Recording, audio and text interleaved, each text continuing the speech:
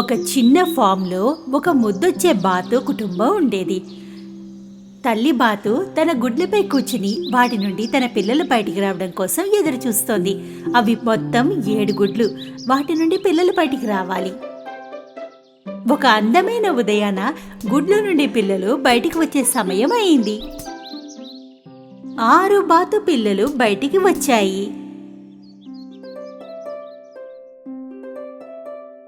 బాతులు తమ ఈ కొత్త ప్రపంచాన్ని అర్థం చేసుకోవడానికి ప్రయత్నిస్తూ క్వాక్ క్వాక్ అంటున్నాయి. తల్లి చుట్టూ తిరుగుతున్నాయి. కానీ ఆ గుడ్డులో ఒకటి అన్నిటికంటే పెద్దది. అందులో నుండి పిల్ల బయటికి రావడానికి ఎంతో ప్రయత్నిస్తోంది. కానీ బయటికి రాలేకపోతోంది. అందువల్ల తల్లి బాతు ఎంతో కంగారు పడిపోతోంది. చివరికి 7వ గుడ్డు పగిలింది. ఆ బాతు ఏమీ అర్థం కానట్టు అటు ఇటు చూసింది. ఆ బాతుకి తన అక్కలు అన్నలు కూడా తనని అదే స్థితిలో చూస్తున్నారని గమనిస్తున్నారని తెలీదు. ఎందుకంటే ఆ బాతు వీళ్ళ సోదరులాగా ఏమాత్రం కనిపించడం లేదు. అది కాస్త పెద్దగా ఉంది. దానికి బూడిద రంగు రెక్కలు కూడా ఉన్నాయి. మిగతా బాతులన్నీ చూసి నవ్వసాగాయి. నువ్వు ఎంత అసహ్యంగా ఉన్నావో, నువ్వు మాలాగా అస్సలు లేవు. నాకు అర్థం కాలేదు. నువ్వు నీ అన్నల్లా అక్కల్లా ఎందుకు లేవు?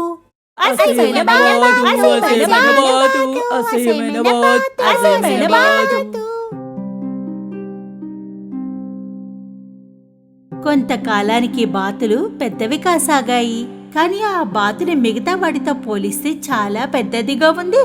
దాని రెక్కలు బూడిద రంగులో విచిత్రంగా ఉన్నాయి. నువ్వు ఎంతగా త్వరగా పెద్దయిపోయావో, ఎంత అసహ్యంగా కనిపిస్తున్నావో.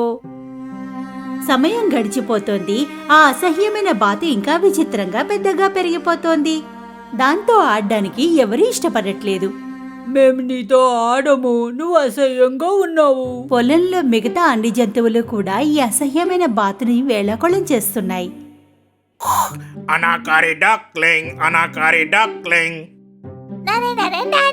అసహ్యమైన బాతు, అసహ్యమైన బాతు. వాళ్ళమ్మ దాన్ని కాపాడడానికి ఎంతో ప్రయత్నిస్తుండేది. నా చిన్ని బాతు, నువ్వు మిగతా వాటిలా ఎందుకు లేవు? రోజులు గడుస్తున్న కొద్దీ ఆ చిన్న బాతు ఇంకా ఆశ్చర్యపోయింది. దానికి ఏదో విచిత్రంగా అనిపించేది. మొత్తం రాత్రంతా ఒంటరిగా ఉండేది. తన్నెవరూ ఇష్టపడటం లేదని బాధపడుతుండేది. నేనెంత అసహ్యంగా ఎందుకున్నాను? నేను నా సోదరులా ఎందుకు లేను? ఓ రోజు కొంతమంది వేటగాళ్లు బాతులు ఉంటున్న చెరువుగట్టుకు చేరుకున్నారు.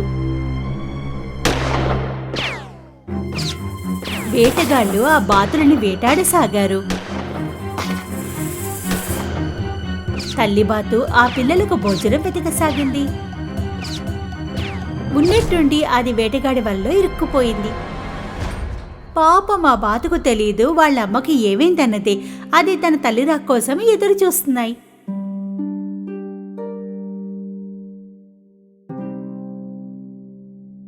పాపం వాళ్ళకి తెలియడం లేదు ఏం చెయ్యాలో.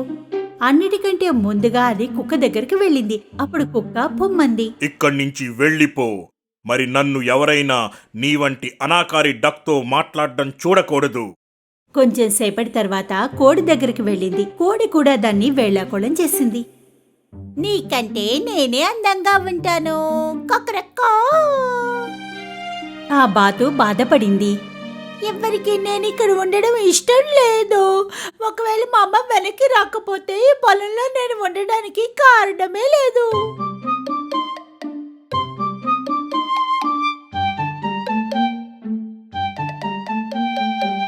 ఆ ఉదయం ఆ బాతు పొలాన్ని వదిలి వెళ్ళిపోయింది. చెరువుకు మరోవైపుకు ఈదుకుని వెళ్ళింది. దానికి దారిలో కలిసిన అన్ని జంతువుల్ని అదే ప్రశ్న అడుగుతూ వెళ్ళసాగింది. నాలాగా ఉన్న బాతుని ఎవరైనా చూసారా? నాలా ఉండే బాతుని చూసారా? నాలా ఉండే బాతుని ఎవరైనా చూసారా? అందరూ ఒకే సమాధానం చెప్పారు. వారెవరూ ఇంత అసహ్యమైన బాతుని చూడలేదన్నారు. పాపం బాతు తన యాత్రని నిర్ణయించుకుంది. చెరువుకు మరోవైపు చేరుకుంది. అక్కడ కూడా అదే ప్రశ్న అందర్నీ అడిగింది. నువ్విక్కడ ఉండకూడదు. ఇక్కడ చుట్టుపక్కల ఎన్నో జంతువులున్నాయి. నువ్వు వెంటనే ఇక్కడి నుండి వెళ్ళిపో. అసహ్యమైన బాత్ అక్కడి నుండి వెళ్ళిపోయింది. వెంటనే ఒక చెరువుని చేరుకుంది. ఈసారి అక్కడ ఎవరూ లేరు. అది ఒంటరిగా ఉంది. అక్కడ ఒకవేళ ఎవరికైనా నచ్చకపోయినా సరే ఎక్కడో దాక్కుని జీవితం గడుపుతాను. నెలలు గడిచిపోయాయి. ఒంటరిగా ఉండడం వల్ల చాలా సంతోషంగా ఉంది. ఓ రోజు దానికి తెల్లగా పొడవుగా ఉన్న పక్షులు కనిపించాయి. ఆ పక్షులన్నీ దక్షిణం వైపుకి ఎగరసాగాయి. వాటి వైపు బాతు ఆశ్చర్యంగా చూడసాగింది. ఎంత అందంగా ఉన్నాయో కదా, నేను కూడా అంత అందంగా ఉంటే ఎంత బాగుండేదో. శీతాకాలం వచ్చేసింది. మంచు కురవసాగింది. అగ్లీ బాత్ మంచు పడుతుండడం చూసింది. ఆడుతూ తను కూడా మంచులో కలిసిపోయింది. చాలా మంచు పడడం వల్ల దానికి ఆహారం వెతుక్కోవడంలో ఇబ్బంది ఎదురైంది.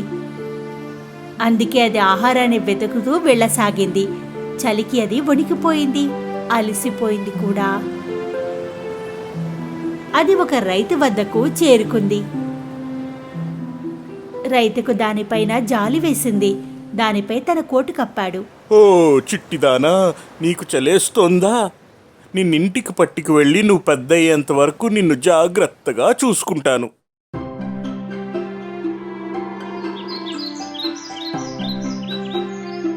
రైతు ఎలా చెబితే అలాగే చేసింది. అతను ఆ అసహ్యమైన బాతుని ప్రేమగా చూసుకోసాగాడు. బాతు పెద్దదైంది. ఈలోగా వసంత ఋతువు కూడా వచ్చేసింది. ఆ బాతు తిరగడానికి ఎక్కువ చోటు లేదు. అందువల్ల అతను దాన్ని చెరువులో వదిలేశాడు. మరోసారి మళ్లీ ఒంటరైంది. కొంతకాలం తర్వాత బాతు స్వయంగా తన ప్రతిబింబం నీటిలో చూసుకుంది. చూసిన దానికి కంగారు పడింది. ముందు తనని తానే గుర్తుపట్టలేదు. దానికి అనిపించింది వెనకాల ఎవరో ఉన్నారని. అందువల్ల అది తన రెక్కల్ని తెరిచింది. ప్రతిబింబం కూడా అదే పని చేసింది. అది తన తోటలో మొక్కల్ని పీకి బయట పారేసింది. అదే పని ప్రతిబింబంలో కూడా కనిపించింది. అప్పుడు దానికి నమ్మకం కుదిరింది ఆ ప్రతిబింబం తనదే అని. ఓ, నేనెంతలా మారిపోయాను. నేను ఆకాశంలో ఎగిరే పక్షిలా ఉన్నాను. నేను ఇంటికి వెనక్కి వెళ్ళాలనుకుంటున్నాను. అలా బయలుదేరింది. ఆ చెరువులో ఈత కొడుతున్నప్పుడు దారిలో దానికి హంసల గుంపు కలిసింది. ఎందుకంటే అది వాళ్లలో ఒకటిగా ఉంది. దీన్ని తమలో కలుపుకున్నాయి. ఈ అసహ్యమైన బాతు తన హంసలతో సంతోషంగా ఈత కొడుతోంది. ఒక అబ్బాయి చెరువు గట్టున ఈ హంసలను చూసి తన మిత్రులకు చూపిస్తూ పిలవసాగాడు. ఆ చిన్నదాన్ని చూడండి, ఏదైతే అన్నిటికంటే చిట్ట చివర ఉందో. ఇది అన్నిటికంటే ఎంతో అందమైన హంస, ఏదైతే నేను ఇంతవరకు మరెప్పుడూ చూడలేదో. అవును, అది ముందు నుండి హంసే. దౌర్భాగ్యవశాత్తు దీని గుడ్డు మిగతా బాతుగుడ్లలో కలిసిపోయింది.